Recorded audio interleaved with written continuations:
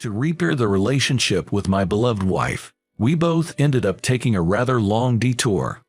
But we won't be separating anymore. This time, I want you to listen to my roundabout love story. I'm Bob Conley.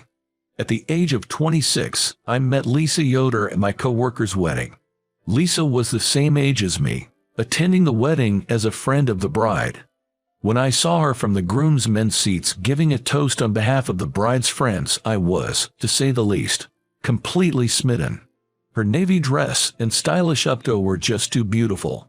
Love at first sight. I ended up telling my co-workers about it, and thanks to the newlyweds introducing us, I was able to get to know Lisa. Then, at the age of 26, Lisa and I got married.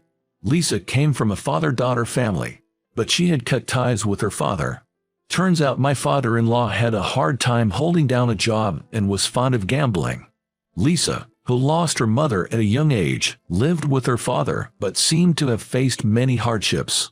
By the time Lisa became a high school student, her father had stopped coming home frequently, and she moved out as soon as she graduated from high school. Since then, she seemed to have survived on her own while working part-time jobs. Knowing her past, I wanted to marry this strong woman and make her happy. So, at the age of 26, Lisa and I got married. But our life after that was not all happiness. Lisa got pregnant shortly after our marriage. We both wanted children, so of course, we were overjoyed. But she miscarried before she could enter the stable period. We could have bounced back after one miscarriage, but 2 consecutive ones really wore Lisa down. At the recommendation of our obstetrician, we had some tests and found out Lisa had infertility. It seems she could get pregnant but would repeatedly miscarry or have stillbirths. The cause was unknown. I'm sorry. The baby keeps coming to us but I can't seem to nurture it. Lisa sank into sadness and started having more and more depressed days. It's not your fault, Lisa. You're always trying your best. I continued to support Lisa. A while after being diagnosed with infertility, I invited Lisa on a trip to Arizona. Arizona is the hometown of Lisa's deceased mother.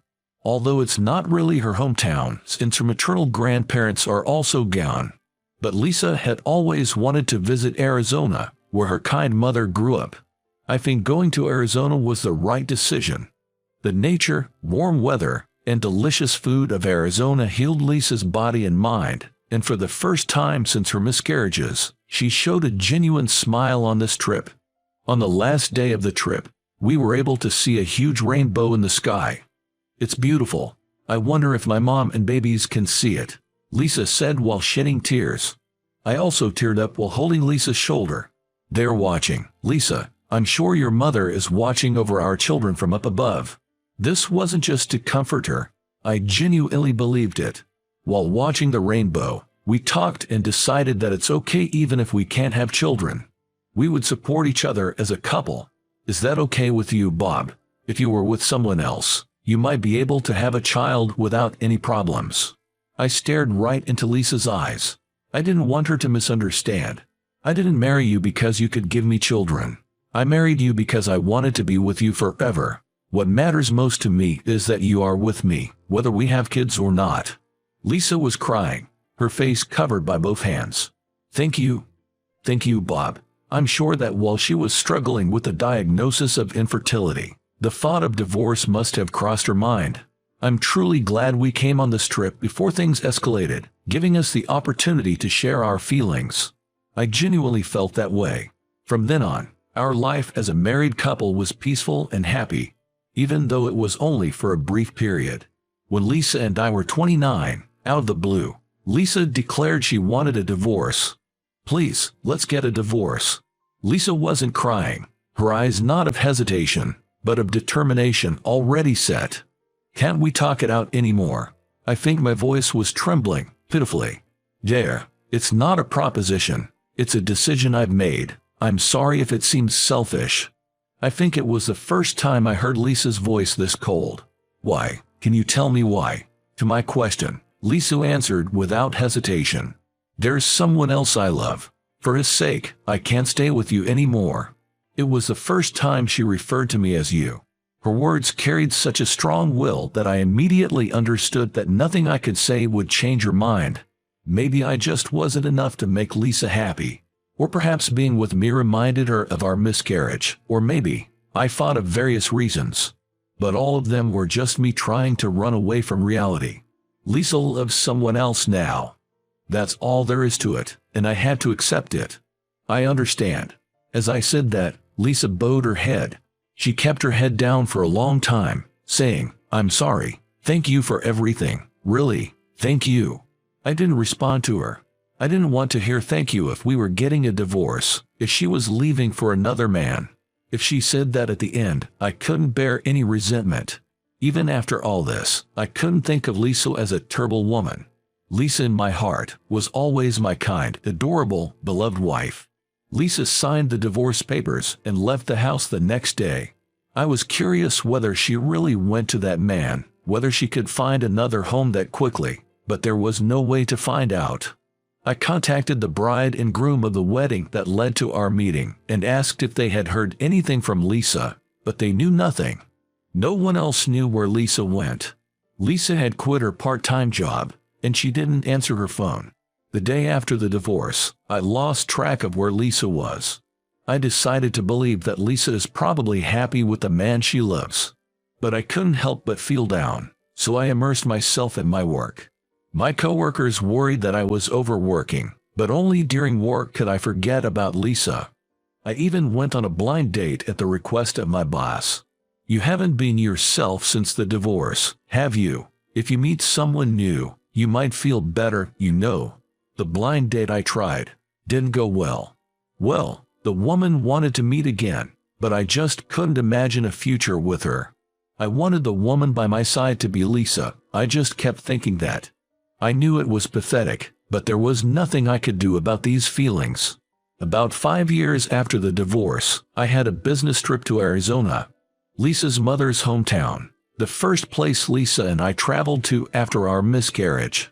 I decided to take some time off after the business trip and treat it like a heartbreak journey. Since 5 years had already passed, I had decided to take one last wander down memory lane and forget about Lisa once and for all once I left Arizona. Having finished my work at the business trip there, I went on vacation. I aimlessly toured the places Lisa and I had visited together. I remember having a great time when we came as a couple, but being alone made everything seem tasteless and boring. And so, I ended up at a small local diner we visited. Wondering what we ate here, I entered the diner and heard a bright welcome. I recognized the voice all too well, and found myself staring at the waitress. Lisa. Yes, the waitress was Lisa. Her hair had grown out, she had lost some weight, but it was undeniably Lisa. Lisa also seemed to recognize me, looking dumbfounded in surprise. Bob. Seeing our reactions, the restaurant owner asked if we knew each other. When I explained that I was Lisa's ex-husband, the owner was very considerate and let Lisa out for a break. But it was a real coincidence to see Lisa, and I was worried that Lisa might find it troublesome, so I looked at her cautiously. Lisa also seemed puzzled, but I thought this accidental reunion might be some sort of fate. So I called out to her. Do you want to talk outside a bit? I was prepared to be turned down, but Lisa agreed to join me. We walked silently for a while, but then it suddenly started raining, so we rushed into a pavilion in the park. That's when I saw it as Lisa wiped her rain-soaked neck with a handkerchief. It was our wedding ring, dangling from the necklace Lisa was wearing. That, I pointed at Lisa's necklace. That's our wedding ring. The one we chose together. You said you'd met someone else, so why are you wearing it as a necklace? Caught off guard, Lisa quickly covered her necklace with her hand, but it was too late. And Lisa wasn't wearing any ring on her left hand.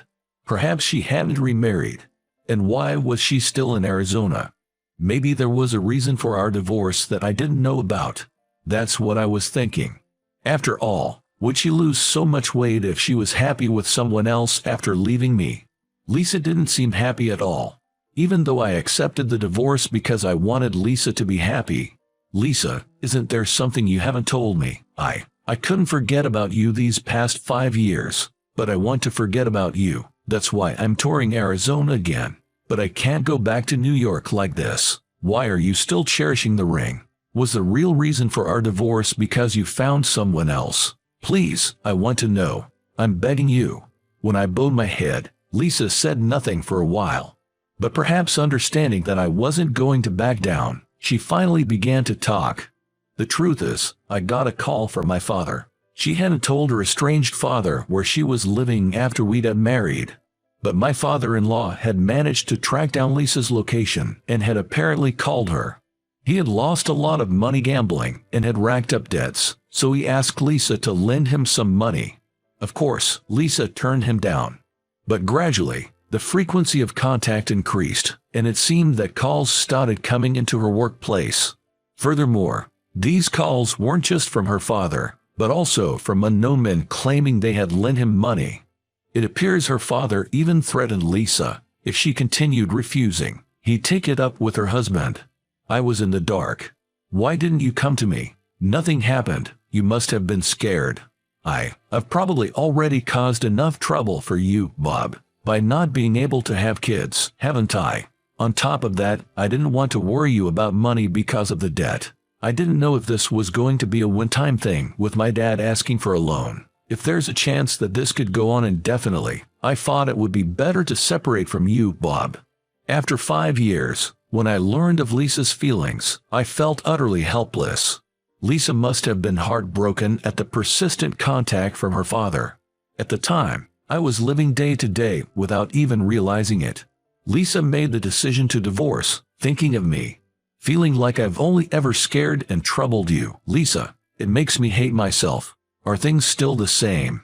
Are you still getting calls from your father?" Lisa sadly shook her head in response. It seems her father had passed away a year after our divorce.